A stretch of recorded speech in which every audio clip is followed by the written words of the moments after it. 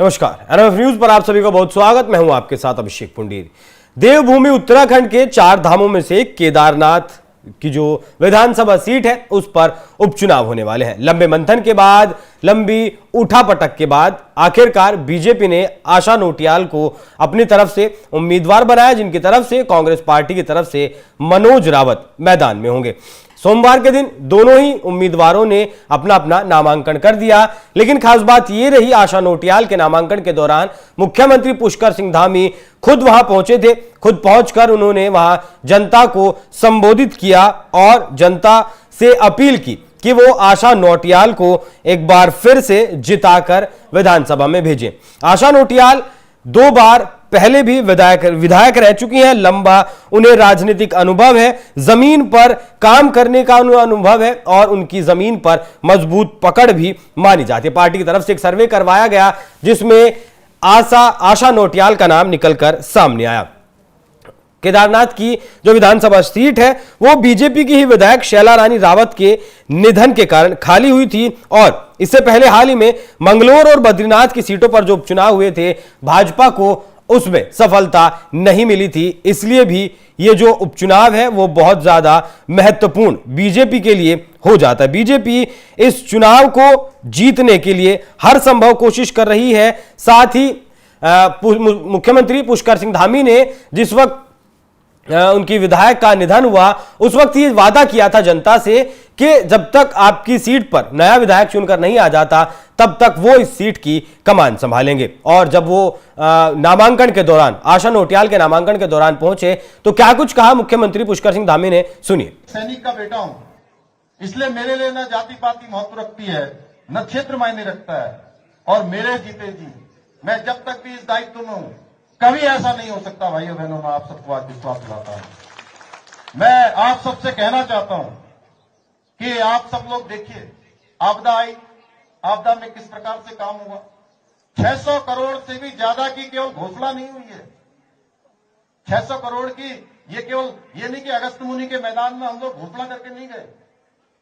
हमने जितनी घोषणाएं करी भाइयों बहनों, जितने आप सब लोगों के बीच में से जो भी यहाँ की जरूरतों के हिसाब से हमारे यहाँ के लोगों ने तय किया, हमने सारी घोषणाओं के बाद सबके शासनादेश निकाले हैं। और ये 600 करोड़ तो कम कह रहे थे, कितने हो जाएंगे सौरभ जी? अगर ये कह रहे थे एक विधायक के कालखंड में, एक कालखंड में छोड़िए, 2 कालखंड में छोड़िए, 3 कालखंड में भी इतनी योजनाओं की स्वीकृति नहीं होती है भाइयों बहनों। इतनी योजनाओं की स्वीकृति हुई है।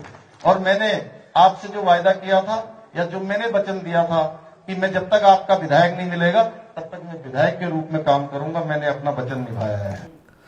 स्वर्गीय शैला रानी रावत को याद करते हुए मुख्यमंत्री पुष्कर सिंह धामी ने कहा कि वो सदैव केदारनाथ के विकास को प्राथमिकता देती थी और उनके बाद अब जब अगर बीजेपी का विधायक चुनकर आता है तो भी यहां केदारनाथ का जो विकास है वो रुकेगा नहीं, वो वैसे ही अग्रसर उस पथ पर अग्रसर रहेंगे, वो चलता रहेगा। वहीं दूसरी तरफ कांग्रेस पार्टी पर तुष्टीकरण और भ्रष्टाचार को बढ़ावा देने का आरोप भी लगाया, जात पात की राजनीति करने का भी आरोप लगाया, विभाजनकारी राजनीति करने का भी आरोप लगाया गया और कहा गया कि उस सरकार में, कांग्रेस की सरकार में रोज नए नए घोटाले सामने आते थे। साथ ही उन्होंने ये भी कहा कि जिस तरीके से केदारनाथ धाम को लेकर झूठ फैलाने की कोशिश कांग्रेस पार्टी की तरफ से की गई थी कि दिल्ली में केदारनाथ धाम के नाम से दूसरा एक मंदिर बनाने की बात चल रही है और मुख्यमंत्री पुष्कर सिंह धामी ने उसका शिलान्यास भी किया, उस बात का पूरी तरीके से खंडन किया और साथ ही सवाल पूछा कांग्रेस पार्टी की सरकार से कि जब आपके शासन में मुंबई में बद्रीनाथ धाम के नाम से एक धाम बनाया गया था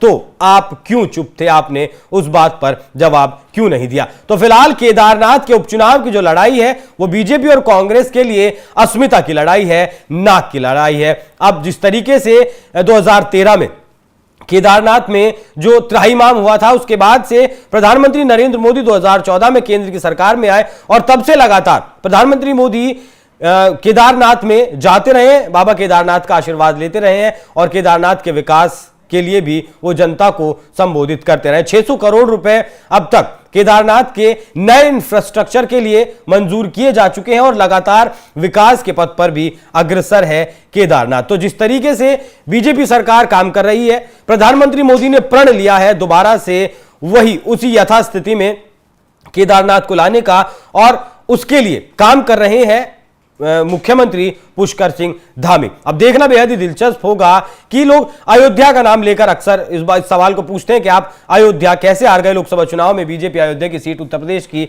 हार गई, तो उसी से जोड़कर कांग्रेस अब निशाना साध रही है केदारनाथ को लेकर भी कि उपचुनाव तो हम ही जीतेंगे। लेकिन जिस तरीके से प्रधानमंत्री ने मास्टर स्ट्रोक चला है केदारनाथ में, उत्तराखंड में, उससे ये जीत किसके पाले में जाती है, किसके लिए जीत संभव होती है, कांग्रेस पार्टी या फिर बीजेपी के लिए।